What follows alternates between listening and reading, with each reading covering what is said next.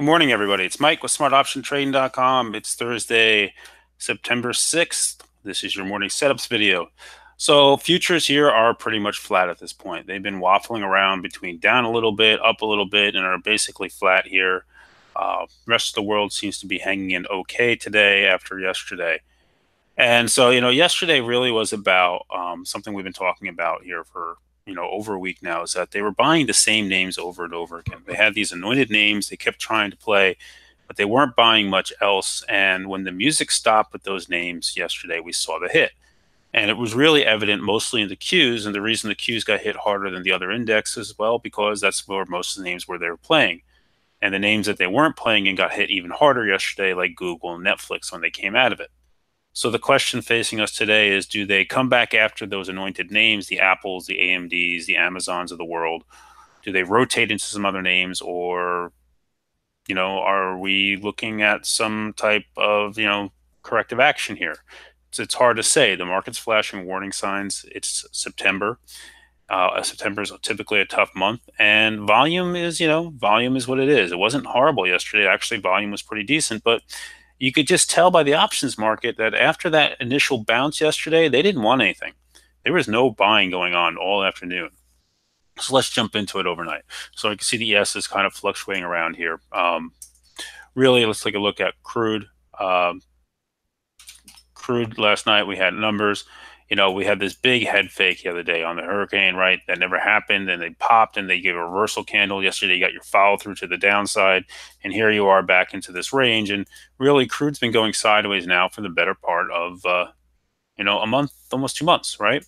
Basically, since early July, we've been going sideways in this channel with a breach below it, now a breach above it. And we'll see what happens here. So overall, crude's flat. We do get crude numbers today at 10:30. Keep that in mind. There's a bunch of downgrades in the energy sector this morning as well. Bank downgraded COP and CVX, so just keep that there.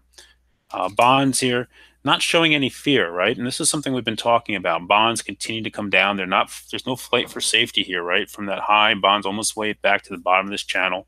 You can see on the 3-month chart, we have a double top, now another double bottom here. And if you open it up, you can see it even more, right? Bonds have been just, they had the big pull in. And then since then, they've just been going sideways down here in this long consolidation type move where, you would expect them to go lower based upon what's out there in terms of more rate hikes coming and stuff. But, they don't want to give up the ghost. So bonds continue to hold in. And, we always take a look at Bitcoin. Bitcoin was getting killed last I saw on Goldman's pulling out of, basically not admitting to it, but rumors are that they're not denying it. They're killing their crypto trading desk. They're not going to go through with it, and that's why it's getting that big hit.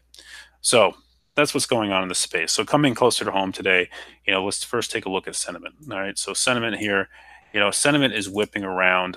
They put the calls rapidly. They're playing chase the music, right? And we get really bulled up to quickly getting back to too bearish. And here we are back in the neutral zone. This is the first time we've been in the neutral zone for a while, just holding it for 2 sessions, which is nice. One thing that gives me hope that we're not in this line for a big sell-off other than some type of black swan event is the oscillators. Here we are in the New York Stock Exchange oscillator, the NYMOT. We're negative 63 already. We get great buy signals when we get down towards negative 200. We have a hard time getting there, right? The last time we got there was in February, right? You can see we've had a hard time getting these big dips. So we'll see here. We'll see if this is just another little, fake out here to the downside. And the Qs, the NASDAQ, the NAMOT one finally went negative to -7. That's been the one that's been stronger. So this is the type of action here that gives me hope that, we're going to be okay here on the markets, that, whatever's going on, this is going to pass a little bit. But it's certainly a time to listen, take careful, reduce risk, and see what this market wants to do. So for today, what am I focusing on? So for today, if we're going to get weak, guys, let's go to the SPY. So first off to the SPY, we're trading right where we are yesterday. We closed, right? We have this downtrend, right? You can see it's clear now, this little downtrend here. We're below the 8-day. So finally closed below the 8-day yesterday, even though we breached it a couple times, we couldn't close back above it. So now we're down. We didn't quite fill this gap. We missed it by about 20-something cents. So, they have this gap to fill. So for today, I would like to see us hold 286.91 if we get weakness, right? Come down, hit the 21-day and bounce off of it, and fill this gap and then see what they want to do.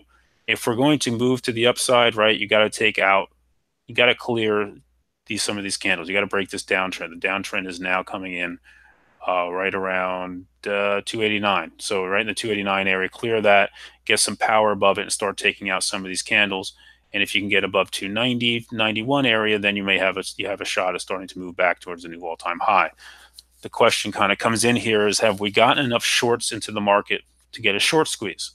And that's what I'm not really sure about here, because it's been a little tough to tell where everything is coming from, right? When we look at the SPY, still just below the 8-day here, we look at the Qs. The Qs burst through the 8-day, went right to the 21-day and tagged it, right? So, things are not all equal out there, right to the 21 and held. The IWM, did the same thing, right to the 21-day and held, then went back. Nice big long tail on there. And the other one is the VIX. The VIX is showing us no fear, guys. So the VIX, I know, you can say, oh, Mike, it's curling up. Yep, the VIX is curling up. But I mean, we still can't get any really strong price action moves here on the VIX. It's really not showing a lot of fear, but there is definitely worry in this market. And it really is probably over the tariffs and what's about to happen and all the political news that's going on out there. And, all this makes everything tough. So for today, the first thing, do they come back after the anointed names? AMD again yesterday. They wasted no time coming back for it, but didn't want it at the end. Here it is back in this area. Does it hold now? Does it go sideways? What did they do? Apple's another name. Did they come after Apple again today or not, right? Didn't even hit the 21-day. You could put Square. I'm going to see the 8-day. You could put Square in this boat as well. So these names, you know what they are. You don't need me to go over Amazon, right? These names were so strong that even on that big pullback yesterday, they didn't come out. They didn't hit the 8 days, except for Square. And then we look at the names this morning, seeing some action. So Tesla. Tesla's got a big downgrade this morning, right? So Tesla, they got a point lowered at UBS to 190. So, how does this respond? It's, a little extended to the downside, looks weak.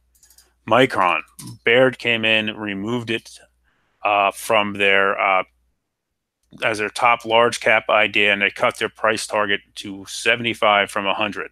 So this is down here, and it's down in the 48 area. I know somebody who's short this, 48, get there, you should make some nice money and get the hell out and see what happens. Not sure where this wants to go. So we're showing some problems in these areas. Netflix got a point upgrade today, right? So we like seeing that. They got a point increase to 400. And so the question is this real or not? With RBC Capital, right? So it's up a little bit pre-market, trying to get going. Is this, what is this based on? Is this somebody trying to save their position, or is this a real point upgrade? It's just kind of one of those weird ones here at this point out of nowhere, but we'll see. You take these aside, guys, all these names we talked about here. Doku may be in play today. They had earnings last night. They got an upgrade out there, and they're down a little bit. So maybe this is something that can be in play. Even the pot stocks like Cron yesterday, they were buying calls in it in the afternoon, and it just kept selling off as they bought calls. Just not a healthy sign here. And it's just a sign that these things have run a lot and they're tired, and they need some new names. So, we do get jobs numbers tomorrow. The banks tried to get going this week, the last couple of sessions, but really showing no power, right? This is not the kind of candle you want to see yesterday. Nice spike early, and then it came in. So maybe they come back to them. They've been showing a little bit of interest in Bank of America and some GS weekly 240 calls. But overall, there's just not much. So for me today, I'm going to focus on where the option market tells me to go, where the volume is and within it. And, I won't be afraid to take some VXX long again, like yesterday, or some UVXY if we're going to go to the downside, or even get some puts. Facebook here, I would keep my eye on. It's in the gap. Gap fills all the way to 161. That would be if the markets get weak, I think that could be a good short here. Baba's in it. Went into its gap yesterday briefly. It's out of it here. It's a little extended to the downside, so may kind of bounce off things here a little bit before it gets fully in it. But that would be a short into that gap if it wants it. JD here, another name that's been really weak lately, extended, maybe just a short-term bounce. Look at the volume yesterday. Massive distribution volume. 75 plus a million share, 82 million shares. That's just massive amounts of volume, distribution. And then keep an eye on Boeing from along today. And the reason I say that is Boeing closed real strong yesterday. In a sea of red in the markets yesterday, Boeing and late hung in there all day long and then perked up late into the close. So something worth watching on. So if you're interested in learning more about what I do and who I am, my name's Mike. I have a little site called smartoptiontrading.com. You can click on here to find out more. If you're interested in learning how to trade better, I do have some online courses and do mentoring and trade, helping you with your trades and trade review. But mostly what I do every day is this real-time option flow setup, where every morning I do a video like this. It's a 10 to 15 minute video. We do over the morning setups.